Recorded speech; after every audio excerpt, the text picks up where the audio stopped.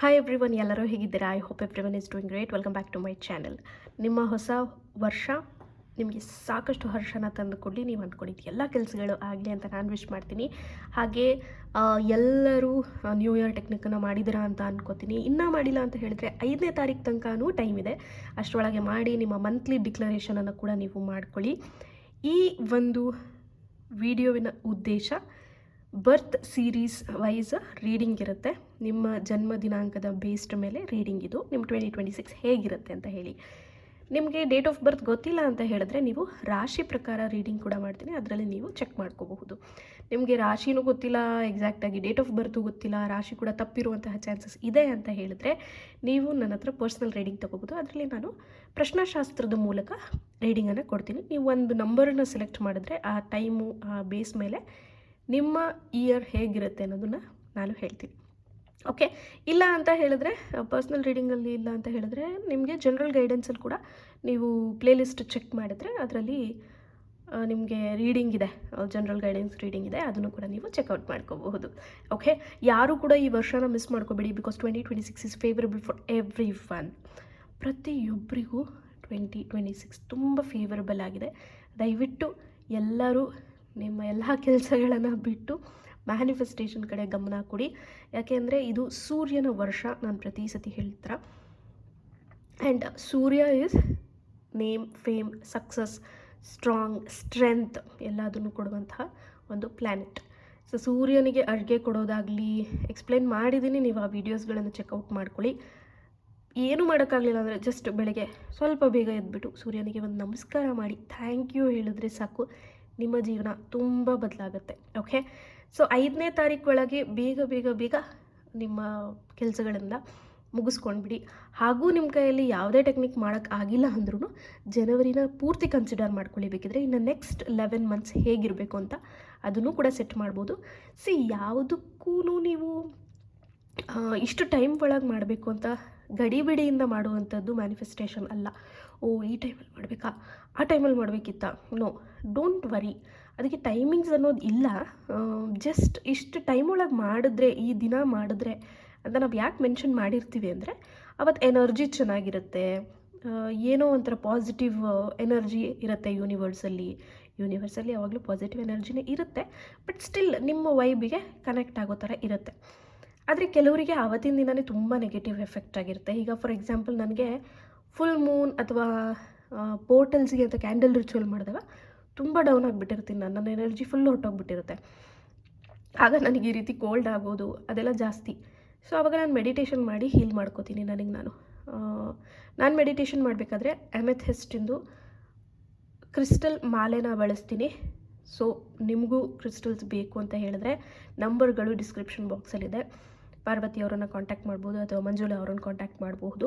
ಅವ್ರ ಕ್ರಿಸ್ಟಲ್ಸ್ಗಳು ನನಗೆ ತುಂಬಾ ಹೆಲ್ಪ್ ಮಾಡಿದೆ. Okay, yes, coming back to the topic.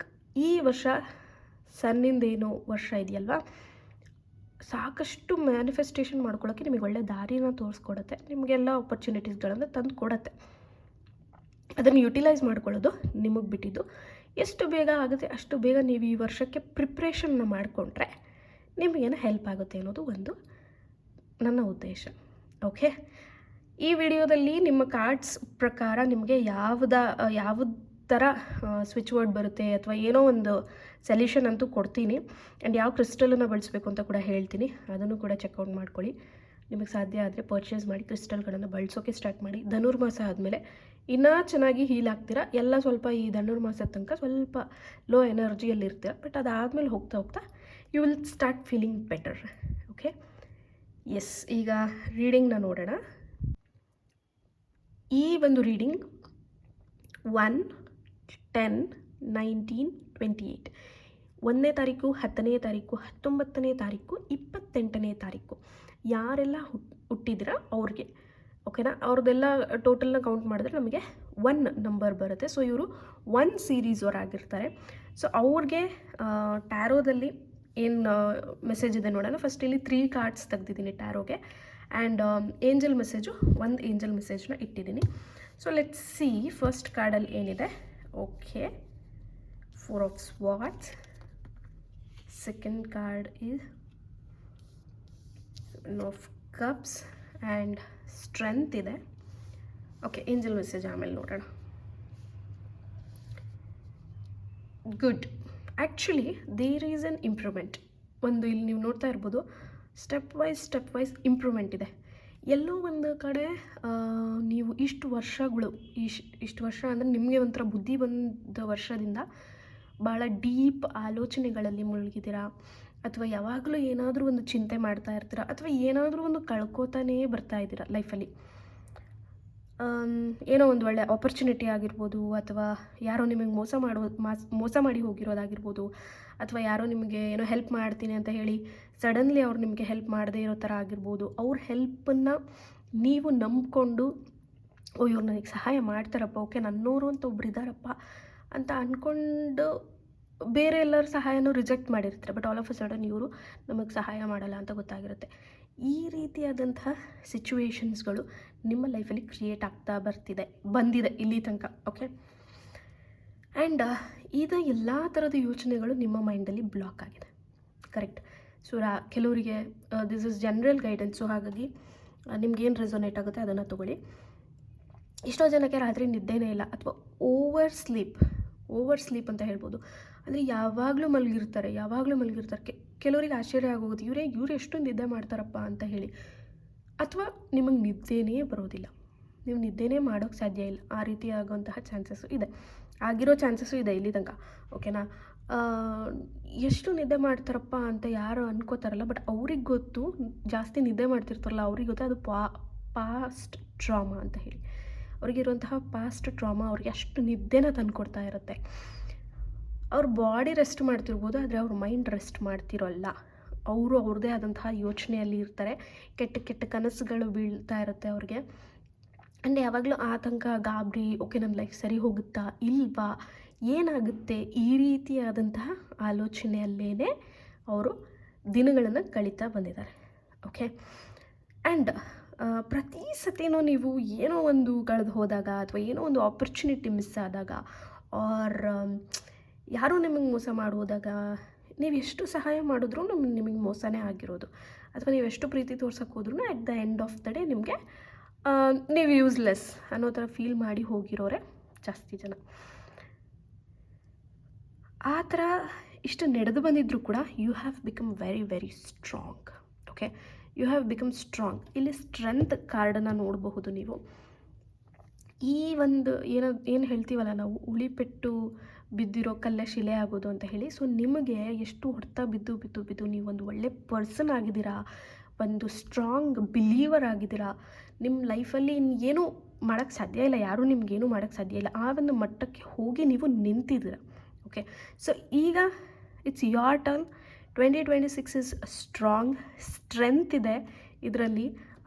ನೀವು ರಾತ್ರಿ ಹೊತ್ತು ಯೋಚನೆ ಮಾಡೋದನ್ನು ಬಿಟ್ಟುಬಿಡಿ, ಕಳೆದೋಗಿರೋದ್ರ ಬಗ್ಗೆ ಯೋಚನೆ ಮಾಡೋದನ್ನು ಬಿಟ್ಟುಬಿಡಿ. ಇನ್ನೂ ಸ್ಟ್ರಾಂಗ್ ಆಗಿ ನಿಮಗೆ 100% ಐ ಆಮ್ ಪ್ರಿಟಿ ಶ್ಯೂರ್ 2026 ಒಂದು ಒಳ್ಳೆ ಸಲ್ಯೂಷನನ್ನು ಕೊಡುತ್ತೆ, ಅಥವಾ ಒಂದು ಒಳ್ಳೆ ರಿಸಲ್ಟ್ ನಿಮಗೆ ಸಿಗುತ್ತೆ. ನೀವು ಇನ್ನೂ ಸ್ಟ್ರಾಂಗ್ ಆಗಬೇಕು. ಸ್ವಲ್ಪ ಇಲ್ಲಿ ಹೇಳಿದ್ನಲ್ಲ ನಾನು, ನೈಟ್ ಆಲೋಚನೆ ಮಾಡೋದಾಗಿರ್ಬೋದು, ಅಥವಾ ಏನು ನಿಮ್ಮ ಕಳೆದೋಗಿರೋ ವಿಷಯಗಳ ಬಗ್ಗೆ ಕೆದಕೋದಾಗಿರ್ಬೋದು, ಅದನ್ನು ಬಿಟ್ಟರೆ ನೀವು ನಿಮ್ಮ ಜೀವನದಲ್ಲಿ ತುಂಬ ಯಶಸ್ಸನ್ನು ಪಡ್ಕೋತೀರಾ. Because it's your year. Actually 1 series ಅವ್ರಿಗೆ ಏನಿದೆಯಲ್ಲ ಅದು ಬೇಗ ಸೂರ್ಯನ ನಂಬರು 1 ಅಲ್ವಾ. ಸೊ ಸೂರ್ಯನ ಜೊತೆ ಭಾಳ ಚೆನ್ನಾಗಿ ಕನೆಕ್ಟ್ ಆಗಿದ್ದೀರಾ ನೀವು. ದಟ್ಸ್ ಅ ರೀಸನ್ ಸ್ಟ್ರೆಂತ್ ಬಂದಿದೆ ಅಂತ ಹೇಳ್ಬೋದು. ಬಿಕಾಸ್ ಸನ್ ಅಂದ್ರೇ ಸ್ಟ್ರೆಂತ್ ಅಂದ್ರೇ ಸನ್. ಸೂರ್ಯನಿಗೆ ಶಕ್ತಿನೇ ಎಲ್ಲ. ಓಕೆನಾ. ಸೊ ಹಾಗೆ ನಿಮಗೂ ಸ್ಟ್ರೆಂತ್ ಕಾರ್ಡ್ ಬಂದಿರೋ ಇಟ್ಸ್ ಅ ಬ್ಲೆಸ್ಸಿಂಗ್ ಅಂತಲೇ ಹೇಳ್ಬೋದು. ಓಕೆ, ಐ ಆಮ್ ಸ್ಟ್ರಾಂಗ್ ಅನ್ನುವಂತಹ ಒಂದು ಕಾಮೆಂಟನ್ನು ಹಾಕಿ, ಐ ಆಮ್ ಸ್ಟ್ರಾಂಗ್ ಅನ್ನೋ ಅಫರ್ಮೇಷನನ್ನು ಯಾವಾಗಲೂ ಹೇಳ್ಕೊತಾ ಇರಿ. I am strong. ಸೊ ನಿಮಗೆ ಕಷ್ಟಗಳು ಬರುತ್ತೆ ಅಂತ ನಾನು ಹೇಳಲ್ಲ, ಬಟ್ ಏನೇ ಒಂದು ಸಿಚುವೇಶನ್ ಇದ್ರೂ ಈಸಿಯಾಗಿ ಫೇಸ್ ಮಾಡಿ ಅದಕ್ಕೆ ಒಂದು ಸಲ್ಯೂಷನನ್ನು ನೀವೇ ಹುಡುಕೊಳ್ಳುವಂತಹ ಆಪರ್ಚುನಿಟೀಸ್ಗಳು ಅಥವಾ ಆಲೋಚನೆಗಳು, ಪಾಸಿಟಿವ್ ಥಾಟ್ಸ್ಗಳು ನಿಮಗೆ ಸಿಗ್ತಾ ಹೋಗುತ್ತೆ. ಓಕೆ, ನೀವು 1 ಸೀರೀಸ್ ಅವ್ರು ಆಗಿರೋದ್ರಿಂದ ನಾನು ಕೊಡುವಂತಹ switch word golden Sunrise. Okay, already ನಾನು ಗೋಲ್ಡನ್ ಸನ್ರೈಸ್ ಬಗ್ಗೆ ಹೇಳಿದ್ದೀನಿ. ನನ್ನ ಸ್ವಿಚ್ ಓವರ್ಸ್ ಪ್ಲೇಲಿಸ್ಟಲ್ಲಿ ನೀವು ಚೆಕ್ಔಟ್ ಮಾಡ್ಬೋದು. ಬಟ್ ನಂಗೆ ಸಡನ್ಲಿ ತಲೆಗೆ ಅದೇ ಬಂದಿದ್ದು. ಆ್ಯಂಡ್ ಸ್ಟ್ರೆಂತ್ ಕಾರ್ಡ್ ಇರೋದ್ರಿಂದ, ನೀವು 1 ಸೀರೀಸ್ ಆಗಿರೋದ್ರಿಂದ, ಸೂರ್ಯನ ಜೊತೆ ಈಸಿಯಾಗಿ ಕನೆಕ್ಟ್ ಆಗೋದ್ರಿಂದ, so golden Sunrise is a best switch word. ಇದನ್ನು ನೀವು ಯಾವಾಗಲೂ ಬಳಸ್ತಾ ಬನ್ನಿ. ನೀವು ಬೆಳಗ್ಗೆ ಎದ್ದ ತಕ್ಷಣ ಒಂದು 108 ಸಲ ಹೇಳ್ಕೊಬೋದು, ಅಥವಾ ಬೆಡ್ಗೆ ಹೋಗೋಕ್ಕೂ ಮುಂಚೆ, ಮಲ್ಗೋಕ್ಕೂ ಮುಂಚೆ ಒಂದು ಸ್ವಲ್ಪ ಟೈಮ್ ಹೇಳ್ಬೋದು. 5 ಮಿನಿಟ್ಸ್ ಹೇಳ್ಬೋದು, 1 ಮಿನಿಟ್ ಹೇಳ್ಬೋದು, ಅಥವಾ ಎಲ್ಲೋ ವಾಕಿಂಗ್ ಮಾಡಬೇಕಾದ್ರೆ ಹೇಳ್ಬೋದು. ಏನೂ ರೂಲ್ಸ್ ಇಲ್ಲ. ನಿಮ್ಮ ಪೀರಿಯಡ್ಸ್ಗೂ ಇದಕ್ಕೆಲ್ಲ ಸಂಬಂಧನೇ ಇಲ್ಲ. ನಿಮ್ಗೆ ಯಾವಾಗೆಲ್ಲ ಆಗುತ್ತೆ ಆವಾಗೆಲ್ಲ ಈ ಸ್ವಿಚ್ ವರ್ಡನ್ನು ಬಳಸಿ. ಇನ್ನು ಏಂಜಲ್ ಮೆಸೇಜ್ ಏನಿದೆ ನೋಡೋಣ. Okay, peaceful resolution. ಸೂಪರ್. ನಾನು ಹೇಳಿದೆ ಅಲ್ವಾ, ಪೀಸ್ಫುಲ್ ರೆಸಲ್ಯೂಷನ್. ನಿಮಗೆ solution, resolution, result, what ever, okay, ಸಿಕ್ಕೇ ಸಿಗುತ್ತೆ. ನೀವು ನಿಮ್ಮ ಮೈಂಡನ್ನು ನೀವು ಸ್ಟ್ರಾಂಗಾಗಿ ಇಟ್ಕೋಬೇಕು. ಸ್ಟ್ರಾಂಗಾಗಿ ಇದ್ದೀರಾ, ಆಲ್ರೆಡಿ ಸ್ಟ್ರೆಂತ್ ನಿಮಗೆ ಬಂದಿದೆ, ತುಂಬ ಸ್ಟ್ರೆಂತ್ ಬಂದಿದೆ. ಸ್ಪೆಷಲಿ ಈ ಇಯರ್ ನಿಮ್ಗೆ ಏನೋ ಒಂಥರ ಚಾಲೆಂಜಿಂಗ್ ಅನಿಸ್ಬಿಟ್ಟಿದೆ. ಇಲ್ಲ, ನಾನು ಮಾಡ್ತೀನಿ ಅನ್ನುವಂತಹ ಒಂದು ಸ್ಟ್ರಾಂಗ್ ಮೈಂಡ್ಸೆಟ್ಟಲ್ಲಿ ನೀವೆಲ್ಲ ಇದ್ದೀರಾ ಅಂತ ನನಗೆ ತುಂಬ ಫೀಲ್ ಆಗ್ತದೆ. ಆ್ಯಂಡ್ ಐ ಬಿಲೀವ್, ನನ್ನ ಇಂಟ್ಯೂಷನ್ನು ನಾನು ಬಿಲೀವ್ ಮಾಡ್ತೀನಿ. ಇನ್ನೂ ಆಗಿಲ್ಲ ಅಂದರೆ ನಿಮ್ಮನ್ನು ನೀವು ಸ್ಟ್ರಾಂಗ್ ಮಾಡ್ಕೊಳ್ಳಿ. ನಾನು ಹೇಳ್ದಂಗೆ ಐ ಆಮ್ ಸ್ಟ್ರಾಂಗ್ ಅನ್ನೋ ಎಫರ್ಮೇಷನನ್ನು ಬಳಸಿ. ಓಕೆ, ನೀವು ನಾನು ಈ ಫೋಟೋ ಹಾಕ್ತೀನಿ, ಆ ಕ್ರಿಸ್ಟಲನ್ನು ಬಳಸ್ಬೋದು. ಇದಕ್ಕೆ ನೀವು ಪಾರ್ವತಿ ಅವರನ್ನು ಕಾಂಟ್ಯಾಕ್ಟ್ ಮಾಡ್ಬೋದು. ನಂಬರ್ ಡಿಸ್ಕ್ರಿಪ್ಷನ್ ಬಾಕ್ಸಲ್ಲಿದೆ, ಕಾಮೆಂಟ್ ಸೆಕ್ಷನಲ್ಲೂ ಫಸ್ಟ್ ಕಾಮೆಂಟಲ್ಲಿ ಹಾಕಿರ್ತೀನಿ. ಅವರನ್ನು ಕಾಂಟ್ಯಾಕ್ಟ್ ಮಾಡಿದ್ರೆ ನಿಮ್ಗೆ ಇನ್ ಕೇಸ್ ಬ್ರಾಸ್ಲೆಟ್ ತೊಗೊಳಕ್ಕೆ ಆಗಲಿಲ್ಲಿದ್ರೂ ನೀವು ಬೇರೆ ಯಾವುದಾದ್ರೂ ಟಂಬಲ್ಲೋ ಏನಾದರೂ ತೊಗೋಬೋದು. ಓಕೆ, ಸೊ ಕಾಮೆಂಟಲ್ಲಿ ಏನಾಗ್ತೀರಾ, ನಿಮ್ಮ ಎಫರ್ಮೇಷನ್ ಐ ಆಮ್ ಸ್ಟ್ರಾಂಗ್ ಅನ್ನೋಂತಹ ಎಫರ್ಮೇಷನ್ನ ಕಾಮೆಂಟ್ ಸೆಕ್ಷನಲ್ಲಿ ಡ್ರಾಪ್ ಮಾಡಿ. Thank you so much.